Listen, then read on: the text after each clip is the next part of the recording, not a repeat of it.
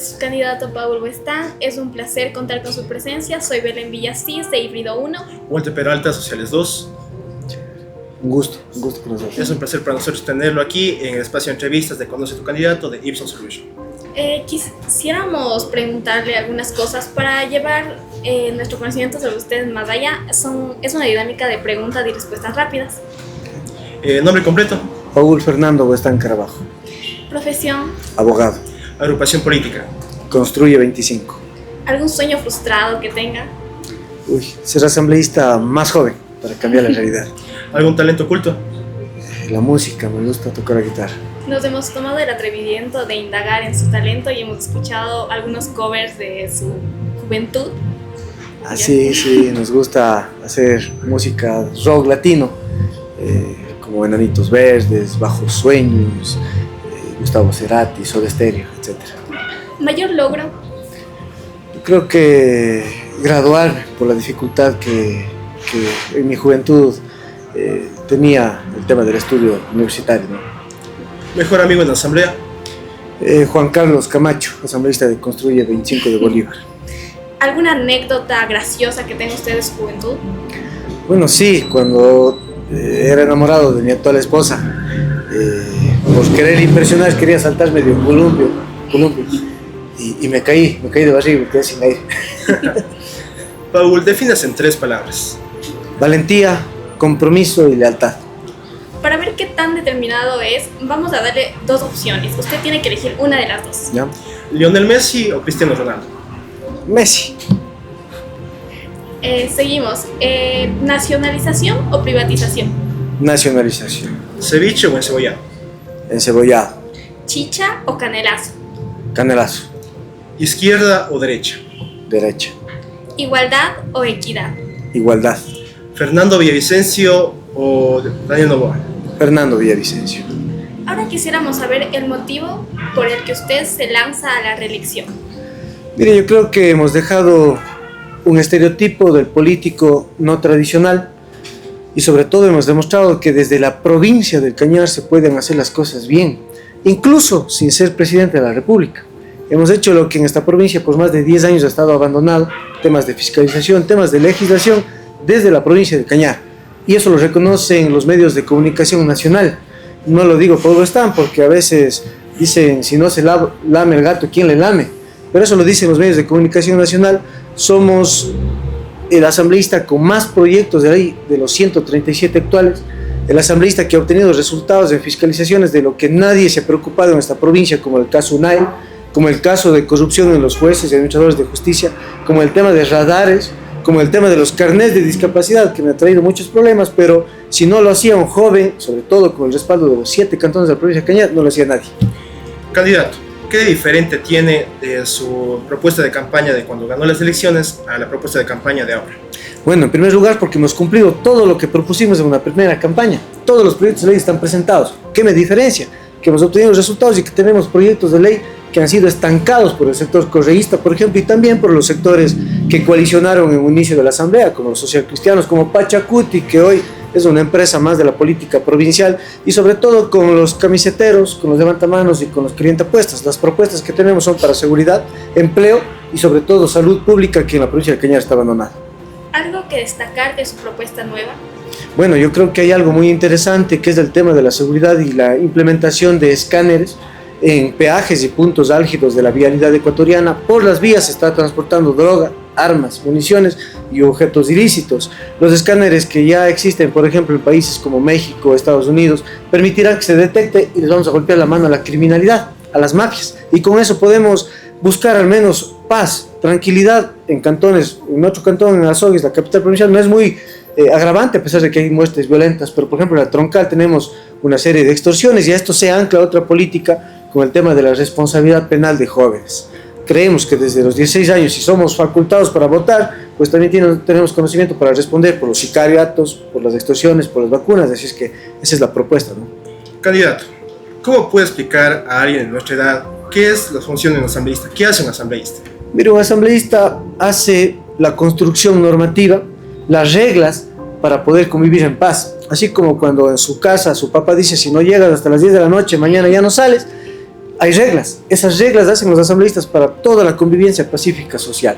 Ahora, esas reglas tienen que estar acompañadas con presupuesto, con política pública y sobre todo con el respaldo ciudadano, porque si alguien incumple la ley, que es lo que generalmente se da en la sociedad, pues hay que buscar otra metodología para poder erradicar esos males sociales.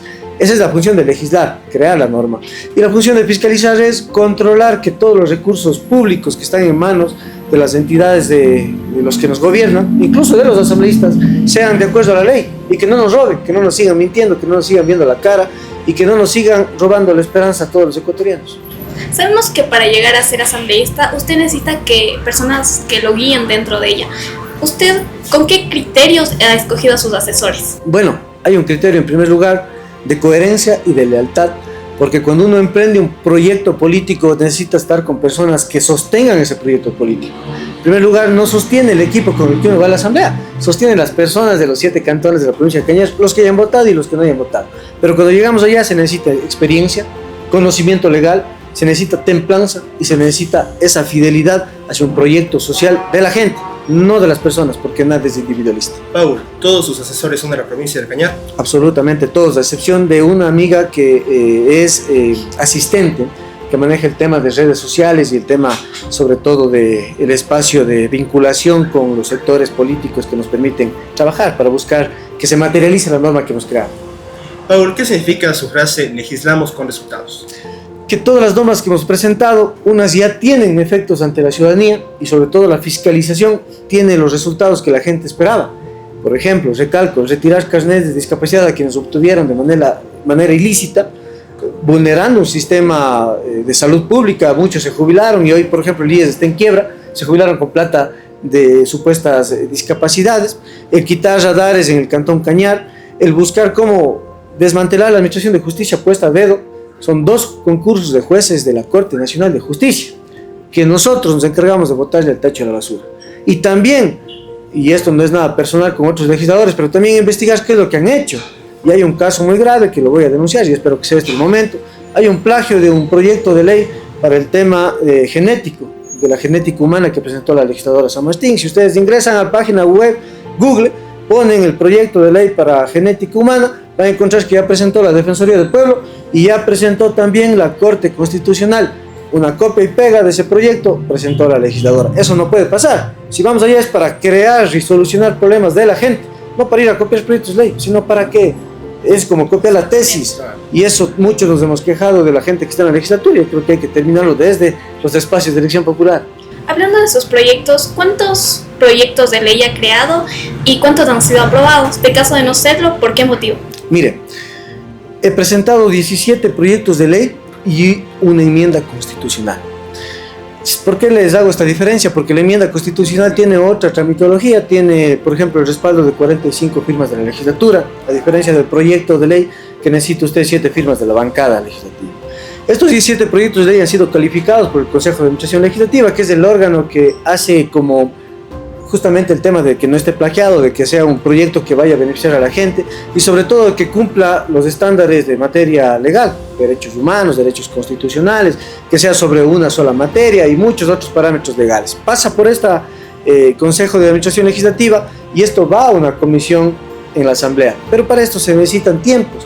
Así es que de los proyectos que hemos presentado se encuentran todos calificados por el CAL, el Consejo de Administración Legislativa, pero ninguno ha sido todavía tratado en primer debate. ¿Por qué? Porque desde que se tomó la Asamblea Nacional el correísmo se han estancado. Por ejemplo, algo que todos los políticos de siempre de la provincia de Cañar nos han medido es el tema de la ley de límites. Saben que tenemos conflictos con Guayas, con Chimborazo, con el Azuay. Y todos nos han dicho, vamos a solucionar para que ustedes sepan a qué provincia pertenece, pero sobre todo para que el presupuesto vaya a solucionar la vida de los que colindan en estos territorios no delimitados. Se hizo un censo nacional que lo estoy fiscalizando. La primera pregunta era, ¿a qué provincia pertenece? Si estoy en una zona no delimitada, ¿a dónde voy a pertenecer? Me vulneran un derecho de identidad. Pero sobre todo se asignaron nuevos escaños, por ejemplo, al Guayas, al Azuay, para la Asamblea Nacional. ¿Qué proyectos ha presentado usted para revertir eso? Justamente la enmienda constitucional a la que nos referimos es para reducir el número de asambleístas, que va concatenado a estas realidades de la falta de toma de decisiones democráticas en la Asamblea, en la que proponemos que sea una Asamblea de máximo 75 legisladores, en la que se reduzca el número de los mismos y pueda tener igualdad en la toma de decisiones. Por ejemplo, 3 legisladores del Azuay, del Cañar, 5 de la SUAY, 24 del Guayas. Nunca va a existir una igualdad, por ejemplo, en la línea de límite. Siempre nos van a ganar, nos van a quitar el territorio. Es como con la guerra con el Perú, ganamos la guerra, pero se llevaron nuestro territorio. Entonces eso no puede volver a pasar, mucho peor cuando es un problema de todo el país. ¿Qué es lo que proponemos? Que existan los 2 legisladores por cada provincia y que suba un legislador por cada 500.000 habitantes, que serían en extremadas, en las provincias donde existe bastante gente, en nuestra localidad no. Por ejemplo, en Guayas tendría máximo 4, en Chimborazo máximo 4, y con eso nosotros podemos tener una igualdad de decisiones, pero sobre todo un parlamento en el que no exista este tema de la burocratización y de la negociación política, que todos los ecuatorianos sabemos cómo se maneja la situación, y cuando a uno le estancan los proyectos, justamente los 18, es porque no hay los intereses del sector político que manda en la asamblea, que es el correísmo, que pactó con ADN, que pactó con Socialcristianos, que pactó con Pachacuti, incluso para que la muerte de Fernando Villavicencio sea considerada como un crimen común y no un crimen político. Era un candidato a la presidencia. ¿Qué más político que eso? No podemos tapar el sol con un dedo. Paul, hemos escuchado también su enmienda, hemos analizado, entonces nos surgió una duda. ¿Esto no quitaría un poco de representación en la provincia del Cañar y daría un poco más de representación a provincias de otras regiones como la costa y otras provincias como el Guayas? Bueno, no, yo creo que la representación se la gana sea 1, 2 o 3 legisladores. Por eso es lo que yo critico, el tema de los calientapuestos, de los levantamanos y los camiseteros. Creo que la representación basta con incluso un legislador para tener la frontalidad y conseguir resultados de legislar y de fiscalizar. Reduciendo el número de asambleístas no sería perjudicar la representatividad, porque está atado a un aspecto poblacional. Si es que tenemos un parlamento más bien mucho más corto, va a existir gobernabilidad. E incluso el presidente de la República, que es un cogobernador, un colegislador, va a tener mucha más facultad de legislar y de crear cuerpos normativos que no vayan anclados a intereses políticos, como por ejemplo el correísmo presentó una ley para revisar las sentencias de quienes están prófugos. ¿Quiénes están prófugos? Rafael Correa. ¿Quiénes están presos? Jorge Glass. Y un círculo de la delincuencia organizada de cuello blanco que pretendían presentar un proyecto de ley para revisar sus sentencias. Lo mismo hacen los socialcristianos, que pretendían, por ejemplo, que las exoneraciones tributarias no vayan para los empresarios, cuando es un círculo de empresarios ese movimiento político. Lo mismo hacían el tema de Pachacuti con las persecuciones que ellos se autoflagelaban para poder obtener intereses para la persecución social, que claro que existía en este país, no podemos negar, pero no podemos a todos decir que han sido perseguidos socialmente cuando han sido los que han creado grandes convulsiones sociales y quemaron incluso la Contraloría y eliminaron grandes expedientes de gente que tenía responsabilidad civil, económica y penal en este país. Hablando de bancadas, usted dice que, ahorita el correísmo tiene la mayor bancada, pero al reducir el número de asambleístas, ¿no cree que el poder de las bancadas sería más grande, ya que se necesitaría de un menor número de asambleístas para aprobar leyes o proyectos? Bueno, más bien yo creo que podría beneficiarnos para que no exista esa supremacía de poderes en el legislativo. Por ejemplo, el periodo pasado, existían 5 legisladores del correísmo, del periodo que no fue destituido, del anterior. Entonces, con más bien el método de Webster, que podría ser el que se utilice, podría darse un espacio para las mayorías y las minorías y tendríamos 2 legisladores que representen una de las mayorías, sea cual sea la organización política, y una de las minorías que sea cual sea la organización política. Lo interesante sería de que vaya gente a legislar y a fiscalizar, y que no vaya gente que lamentablemente nos han hecho quedar mal. Por ejemplo, la asamblea destituida, 30 legisladores eran glosados. No se pueden olvidar del caso de Peter Caló, sentenciado por violencia. Casos de vulneración psicológica, social y sobre todo persecución sexual a funcionarios de la legislatura en la asamblea. No podemos olvidarnos de Peter Caló, que ya dije, de violación, de Pablo Muentes, de los socialcristianos, una persona vinculada con la mafia, y sus equipos de trabajo, que son los asesores vinculados con la delincuencia organizada, como Mayra Salazar, una publicista de la mafia. Aparte de esto, son 25 millones de dólares que gasta el Estado ecuatoriano en una asamblea que no le ha dado frutos al país. Con la reducción de los legisladores va a ser 10 millones de dólares y con eso podemos destinar 15 millones para salud, educación y muchas cosas que están en el abandono. ¿Usted no cree que es más conveniente reducir el sueldo a los asambleístas que eliminar más de la mitad de la legislación, tanto a los asambleístas como a asesores, disminuirles el sueldo? Bueno, es pertinente, y recordarán que en la Asamblea Nacional, en los 3 primeros meses de que esta funcionaba, fue la posición de presentar una resolución para que nos reduzcan el sueldo al 50% para poder combatir el tema de la seguridad y destinar esa plata para que vaya a armamento, municiones. Creo que es una solución factible. tomando en cuenta sobre todo el tema de reducir también el equipo técnico asesor que le acompaña al legislador. Mire, yo tengo 2 asesores y 2 asistentes. Yo creo que con un asesor y un asistente sería suficiente para poder trabajar y presentar los proyectos que necesita la provincia, pero sobre todo eligiendo al asambleísta que conozca al menos qué es lo que va a ir a hacer. Porque si usted le pregunta a una persona que a lo mejor está en el espectro público o tiene imagen con el sector populista, no va a saber lo que tiene que ir a hacer. Y por ahí comienza el cambio de una legislatura. Entonces, ¿usted creería que es más prudente proponer un proyecto de ley que disminuya el salario de los asambleístas que el número en sí de ellos? No, es que no tiene que ser más prudente reducir el salario para reducir vamos a tener el mismo juego de negociar con 137, 151 en el año que viene. No conseguimos absolutamente nada. Incluso con Fernando Villavicencio nosotros proponíamos el sistema bicameral, un sistema que perfeccione los cuerpos normativos, en donde pase un primer filtro y el segundo filtro diga, no, pues esto está mal. Por ejemplo, lo que pasó con la asamblea disuelta, regularon la tenencia y la posesión ilegal de armas de fuego y no regularon la compra. Es decir, si yo le compro a alguien, el que me vende no tiene ninguna sanción. Y eso no es perfeccionamismo normativo. Por más que usted les baje el sueldo a los legisladores, si no están preparados ni capacitados para legislar, no van a conseguir absolutamente nada. Tiene que reducir el número de legisladores. Paul, con la reducción de asambleístas que usted nos plantea, ¿esto no daría pie a más corrupción en la Asamblea Nacional? Bueno, creo que más bien reduciría la corrupción en la Asamblea Nacional, porque existiría un control incluso de la ciudadanía más objetivo de cada uno de los representantes del pueblo. Recordemos que representamos al pueblo, somos servidores públicos que por acción u omisión respondemos a la gente. Así es que yo creo que más bien sería mucho más controlado a 80 legisladores máximo, 75 máximo, que de 151 en el año que viene. Pero como habla de controlar, también sabemos que dentro de la asamblea existe corrupción. Entonces, ¿no sería más fácil sobornar a 80 asambleístas que a 137? Bueno, yo creo que no. Por eso les decía y recapitulo. A esto se va anclado a otra normativa conexa que ustedes tienen que conocer. Por ejemplo, el tema de que los legisladores que tengan glosas en cualquier otro servicio público ya no podrían ser candidatos ¿Podría nuevamente. explicar a qué se refiere? Por ejemplo, un alcalde que le falló al pueblo y que le hicieron una glosa en la Contraloría General del Estado por a lo mejor dar un concierto sin haber hecho un sistema de compras públicas, a lo mejor por hacer obras, dando los contratos a familiares de los concejales. Esa ya es una primera alerta de que hay algo mal en ese funcionario público.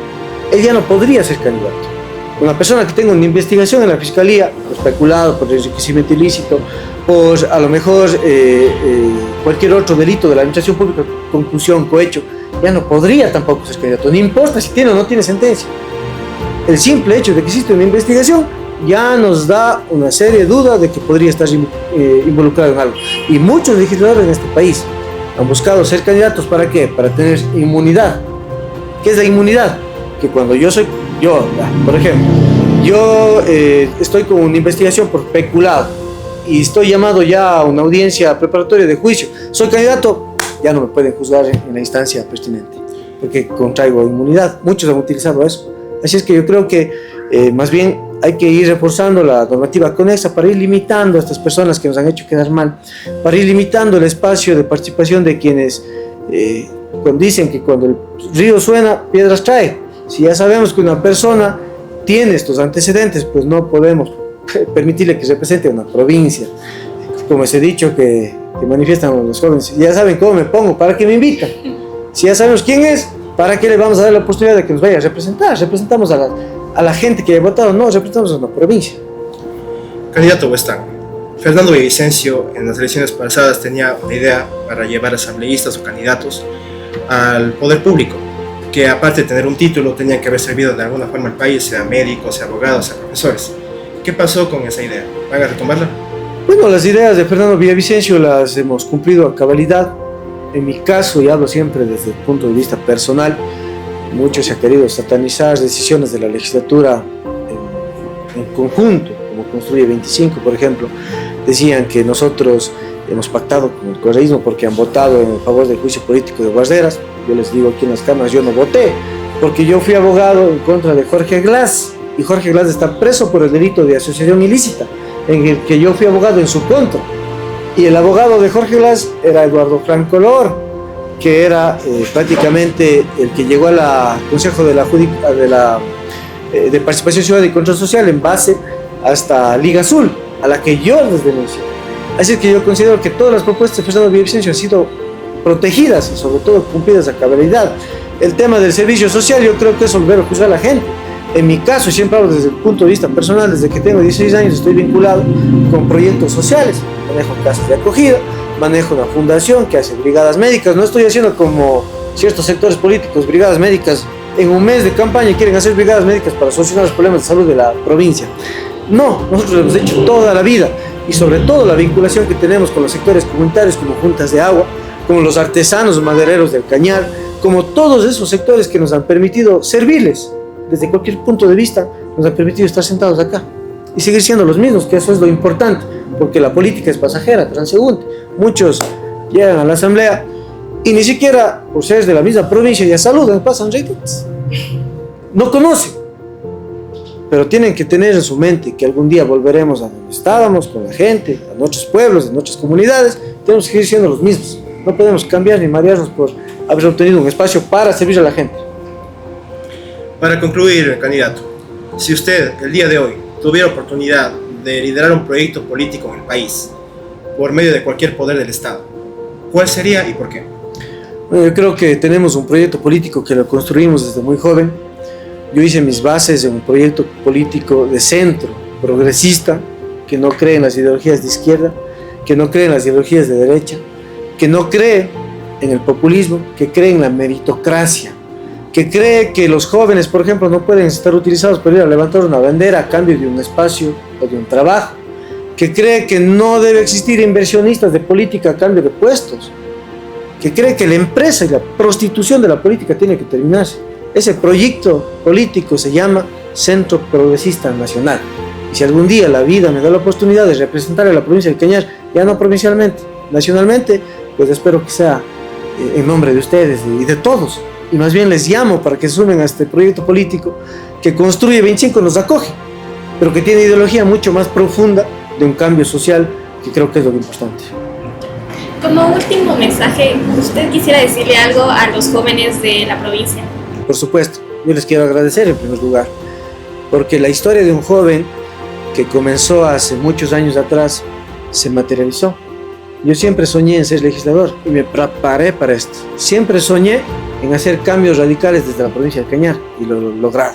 Pero esto se sostiene en los jóvenes, en los adultos, en la provincia del Cañar, en la población de los 7 cantones de la provincia del Cañar.